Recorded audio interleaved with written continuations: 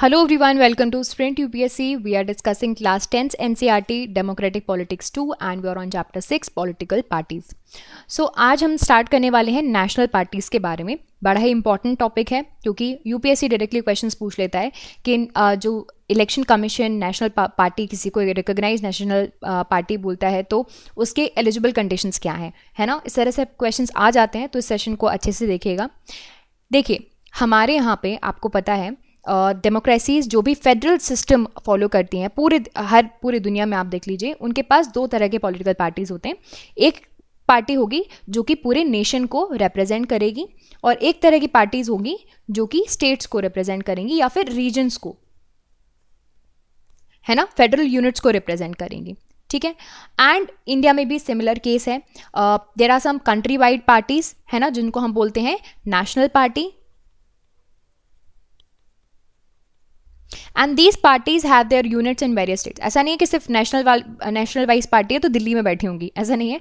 ये जो पार्टीज़ हैं आपको सारे स्टेट्स में ही मिलेंगी क्योंकि at the end of the day अगर नेशन का सेंट्रल गवर्नमेंट का इलेक्शंस हो रहा है, सपोज एमएलए का, आप नॉट एमएलए, सपोज एमपीज़ का इलेक्शन हो रहा है तो करेंगे तो आप ही वोट ना स्टेट में जाके.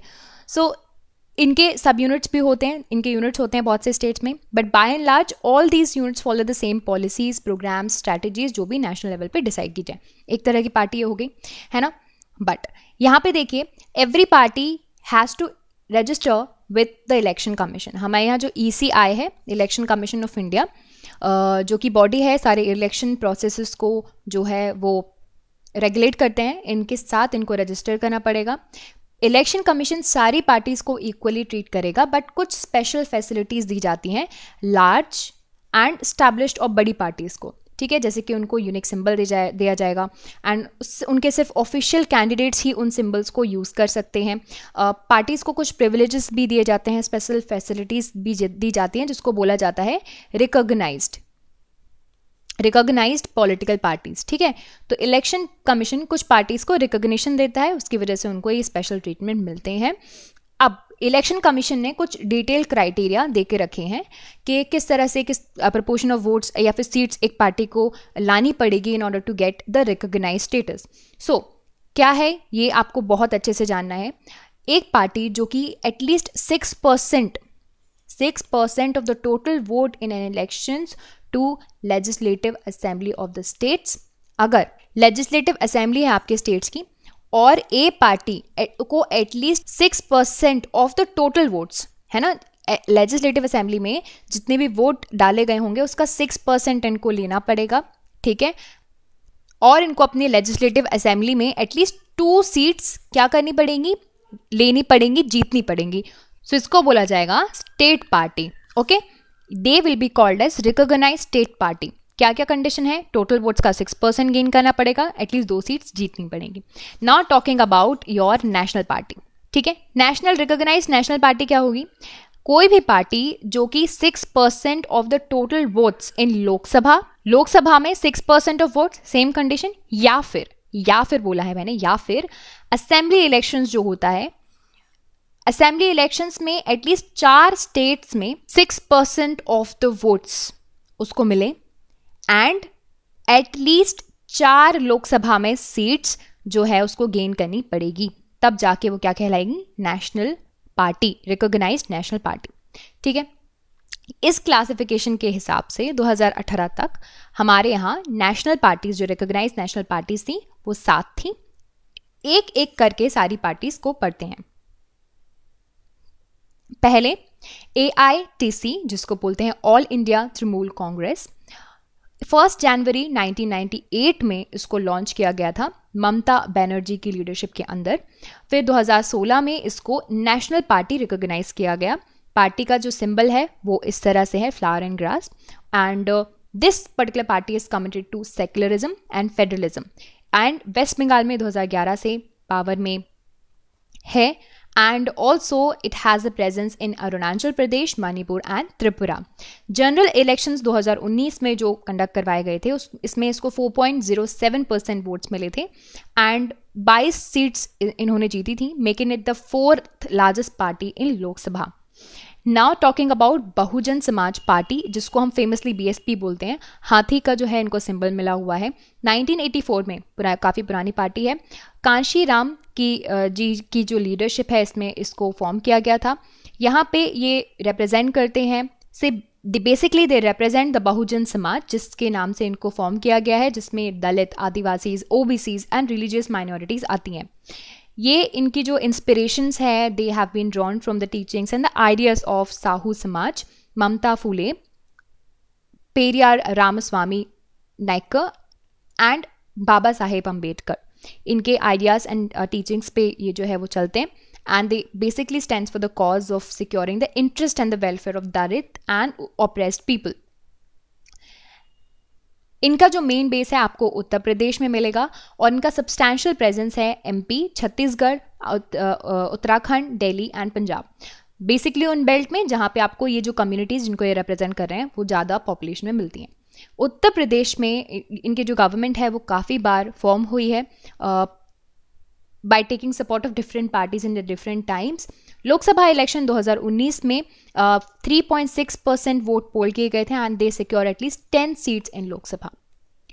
Bharatiya Janata party, very famous party, कमल का जो फूल है उससे इनका जो सिंबल है वो रिप्रेजेंट किया जाता है।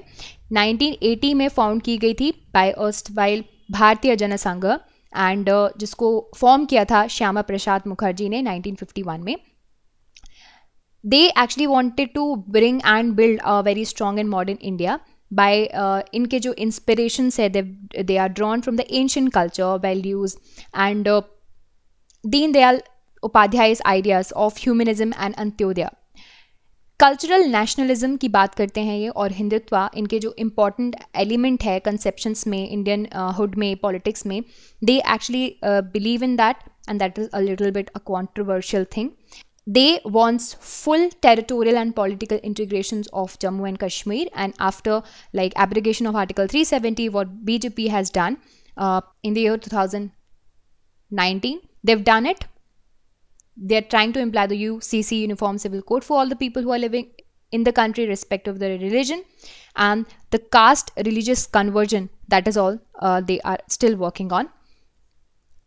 सपोर्ट जो बीजेपी का है 1990s से थोड़ा सब्सटैंशियली इंक्रीज़ होने लगा।